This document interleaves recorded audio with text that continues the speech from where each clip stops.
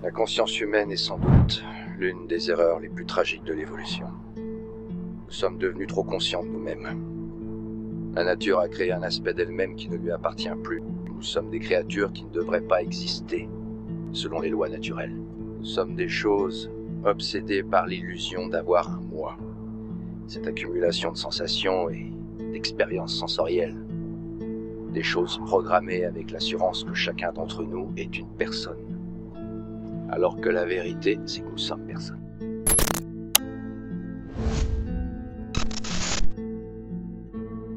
Peut-être avez-vous déjà eu cette même réflexion. Peut-être avez-vous accepté ce fait. Plus nous prenons conscience de nous-mêmes, plus nous souffrons. Car à partir du moment où nous levons le voile occultant le néant, l'infini ou encore le sens de l'existence, nous ne pouvons plus revenir en arrière. La conscience est cette faculté qui nous distingue des autres êtres vivants. Elle est souvent perçue comme une bénédiction. Elle nous permet de réfléchir, de comprendre le monde de manière plus profonde que n'importe quelle autre espèce. Mais au fil des siècles, une question récurrente s'est imposée. Cette prise de conscience accrue, cette hyper-rationalité qui nous caractérise, n'est-elle pas finalement une malédiction ? En accédant à des niveaux de réflexion supérieurs, n'avons-nous pas aussi ouvert les portes à une souffrance sans précédent ? Le fait d'être trop conscient peut devenir un fardeau. C'est un véritable poids que l'évolution nous a légué sans nous donner de notice. Le fait d'être trop conscient de nous-mêmes est finalement un cadeau empoisonné qui semble parfois rendre la vie plus difficile à vivre.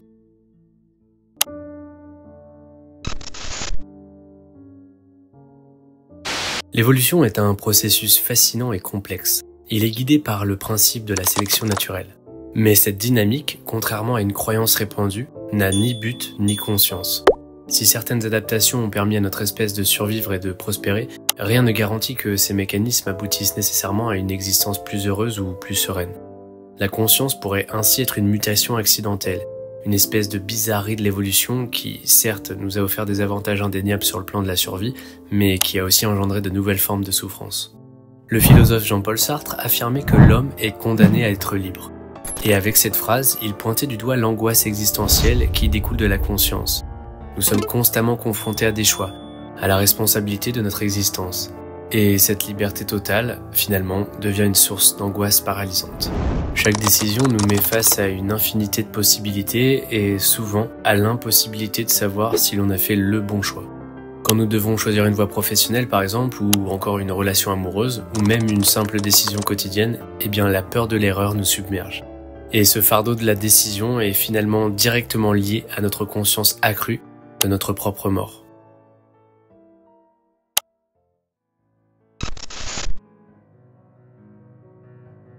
L'un des traits les plus distinctifs de la conscience humaine est cette capacité à envisager sa propre mort.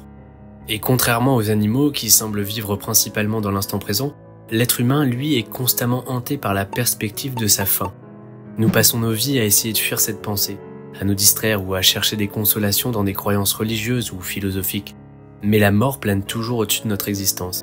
Vous savez, cette espèce d'épée de Damoclès qui nous rappelle sans cesse notre vulnérabilité. L'anxiété liée à la mort, largement étudiée en psychologie, influence nos comportements de manière souvent inconsciente.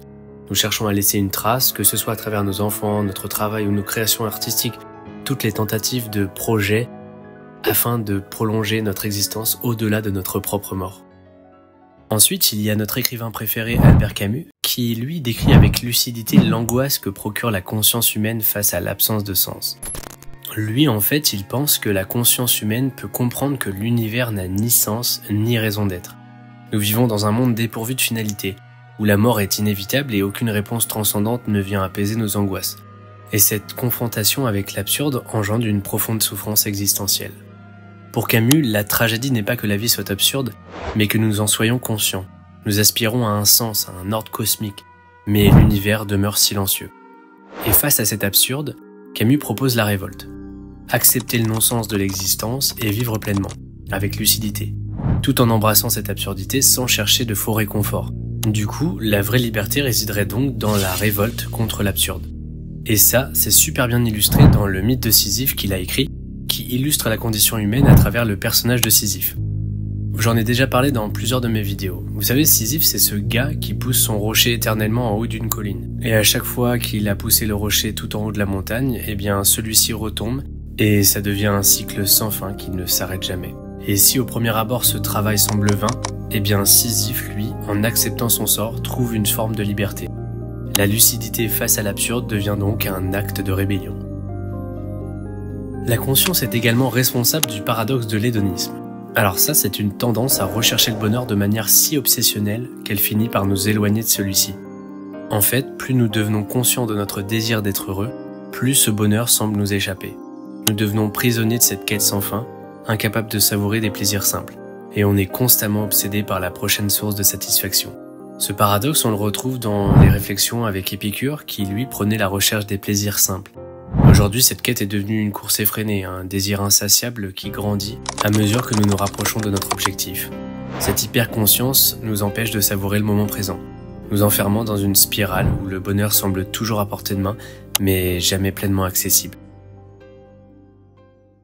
Dans notre société de consommation, nous sommes constamment incités à rechercher le plaisir immédiat, que ce soit à travers l'achat de biens, l'accumulation d'expériences ou encore la quête de succès. Et cette recherche obsessionnelle ne fait qu'accroître notre frustration, car chaque nouvel objet de désir remplace un autre, et nous restons piégés dans une boucle sans fin.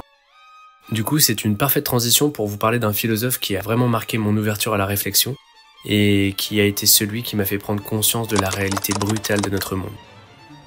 Schopenhauer, lui, était le roi d'une vision pessimiste. Pessimiste, mais finalement assez lucide. Il a exploré en profondeur la souffrance inhérente à l'existence humaine. Il nous dit que la conscience ne fait qu'accentuer cette souffrance.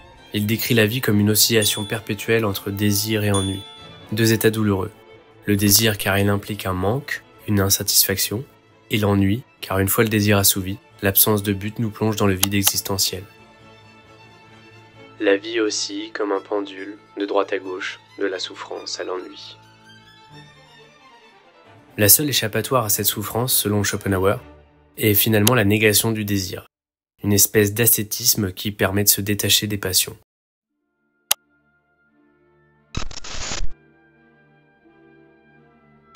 Ok, si on prend un peu de recul, on se rend vite compte que la conscience humaine a été la clé de la construction des civilisations. C'est parce qu'on a été capable de partager nos connaissances et de croire en des idées communes que tout a vraiment commencé. Sans cette capacité à penser et à se projeter au-delà de notre petit cercle familial, on serait encore à se battre pour des ressources, sans jamais construire quoi que ce soit de durable. La conscience collective, c'est ce qui a permis au premier groupe humain de s'organiser, de définir les règles et de créer des croyances qui unissaient les gens. Et ces croyances, qu'elles soient religieuses ou encore spirituelles ou même culturelles, eh bien elles ont fait office de colle pour garder la cohésion des premiers groupes sociaux. Elles ont donné un sens à nos vies, surtout face à tout ce qu'on ne comprenait pas à l'époque. Et quand on pense aux grandes civilisations de l'Antiquité, comme l'Égypte ou la Grèce, tout était construit autour de ces systèmes de croyances. C'était ces histoires, ces rites, qui donnaient un cadre à leur société, un peu comme des histoires qu'on se raconte pour se sentir plus fort ensemble. Et c'est à partir de ce moment-là que les mythes et les légendes entrent en scène. Ces récits étaient nos premières tentatives de répondre aux grandes questions existentielles. Pourquoi sommes-nous ici ? Que se passe-t-il après la mort ? On a tous besoin de réponses, même si elles ne sont pas forcément vraies. Et ces récits, bien qu'imaginaires, nous ont permis de donner un sens au mystère de la vie et de la mort. Ces histoires servaient aussi à nous unir. En partageant des mythes, on se retrouvait autour d'une vision commune, d'un destin partagé. Les dieux, les héros et toutes ces forces mystérieuses devenaient des symboles qui nous aidaient à nous sentir connectés à quelque chose de plus grand. Si on prend l'exemple de la mythologie grecque, les récits de dieux et de héros reflètent parfaitement nos préoccupations humaines face à la vie, la mort et l'injustice. Et en fait, tout ça, ça nous rappelle que la souffrance est inévitable, mais qu'on peut la transformer en une aventure qui vaut la peine d'être vécue. Ensuite, pendant longtemps, il y a aussi eu la religion, qui a été la principale manière de faire face à l'inconnu. Et en nous offrant un ordre supérieur, les religions nous ont aidés à apaiser notre angoisse face à la vie et à notre faim. Mais la religion est aussi l'expression de cette lutte entre ce que nous savons et ce que nous ressentons. En fait, elle traduit notre peur de l'inconnu, ce besoin essentiellement humain de se sentir protégé. Avec les rituels religieux, par exemple, nous permettant de structurer nos peurs, de donner un sens à ce que l'on redoute le plus. Toujours cette peur de la mort ou de l'inconnu. Si on prend le christianisme, lui, il propose une vision où la souffrance a un sens. Par exemple, avec la figure du Christ souffrant sur la croix, qui nous montre qu'il est possible de transcender la douleur par l'amour et le sacrifice. Et pour beaucoup de croyants, c'est une manière de donner un sens à leur souffrance. Mais la conscience n'est pas seulement ce qui nous rend mal à l'aise quand on réfléchit trop.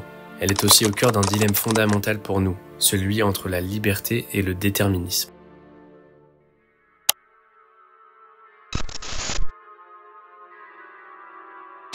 Si on prend la réflexion de Kant, la conscience n'est pas juste une façon de réfléchir à tout ce qui nous entoure. Elle est une espèce de force morale, une sorte de petite voix intérieure qui nous guide pour faire ce qui est juste. Et c'est cette voix qui nous pousse à respecter des règles morales simples, que n'importe qui, avec un peu de réflexion, peut reconnaître comme importantes. Donc pour Kant, la vraie liberté ne consiste pas à faire tout ce qu'on veut, mais à faire ce que l'on sait être juste, même quand c'est difficile.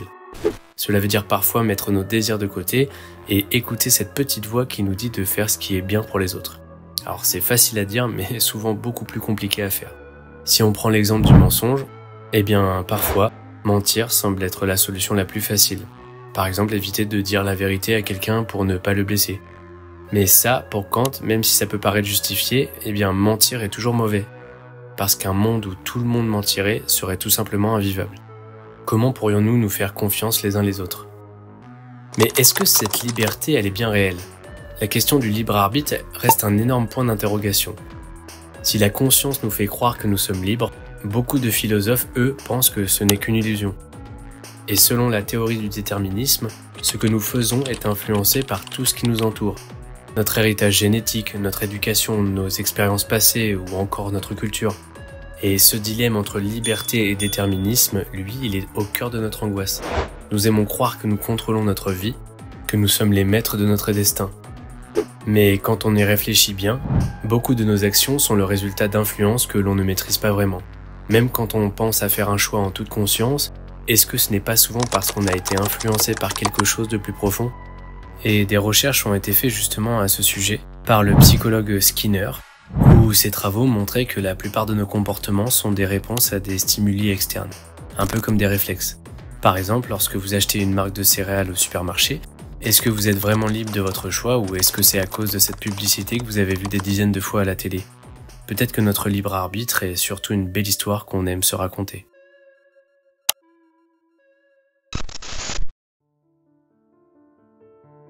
Mais le fait de souffrir de cette hyperconscience de nous-mêmes nous a amené à justement vouloir transcender cette souffrance.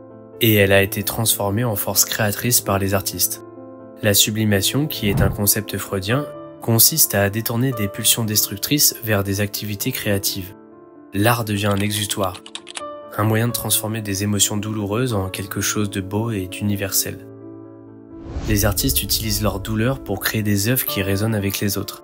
Ces œuvres deviennent des miroirs de l'expérience humaine, permettant à ceux qui les contemplent de transcender leur propre souffrance. L'art répond à l'absurde, transformant l'incompréhensible en quelque chose de tangible. Tout ça, on peut le voir dans les œuvres de Van Gogh, par exemple, qui, malgré sa lutte avec la maladie mentale et la solitude, a permis de créer des peintures d'une intensité émotionnelle unique. En fait, ces toiles, tout en reflétant sa souffrance, portaient une beauté qui transcendait sa douleur. On peut également aller plus loin en disant que l'art ne se limite pas à sublimer la souffrance individuelle. Il peut aussi également jouer un rôle cathartique. Il offre une libération des émotions refoulées. Pour notre cher Aristote, la catharsis se produit lorsque le spectateur, face à des passions humaines, vit une expérience émotionnelle intense qui lui permet de purger ses propres sentiments. La tragédie, la littérature ou encore la musique. En fait, tout ça, ça a un potentiel cathartique. Ça nous aide à faire face à nos angoisses et à les transformer en une expérience collective de reconnaissance. Et en partageant ces émotions à travers l'art, on transcende notre isolement et on trouve du réconfort dans la reconnaissance de notre vulnérabilité. Si on prend par exemple les tragédies de Shakespeare, avec Hamlet ou Macbeth, tout ça, ça explore les thèmes universels avec la souffrance, la trahison et la mort. Et en assistant à ces représentations, le public ressent des émotions intenses. Mais il y a aussi une espèce de soulagement en se reconnectant à l'universalité de ces expériences.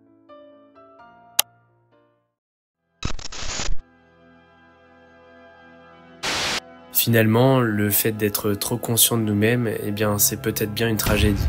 Mais est-ce que ce n'est pas une tragédie nécessaire? Si elle nous rend vulnérables à l'angoisse et à la peur, elle est aussi la source de tout ce qui rend la vie profondément humaine. C'est dans cette souffrance qu'on apprend, que nous créons, que nous connectons les uns aux autres. La vraie question, en fait, n'est pas donc de savoir si la conscience est une erreur de l'évolution, mais plutôt comment nous pouvons apprendre à vivre avec elle, à l'accepter dans toute sa complexité et à en faire quelque chose de beau.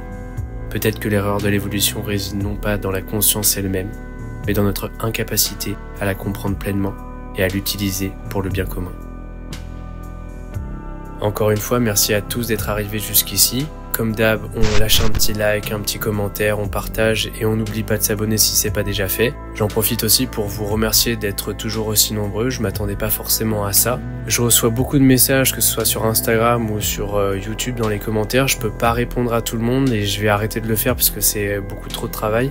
Mais sachez que je lis tous vos commentaires et parfois il y a des petites pépites, j'avoue. Du coup, il y a un Discord qui est en préparation, comme ça vous allez pouvoir débattre entre vous sur les différentes références dans les vidéos. Ça nous permettra tous d'échanger des points de vue et des concepts liés à la philosophie et ça peut être super intéressant. Merci encore à tous et je vous dis à la prochaine.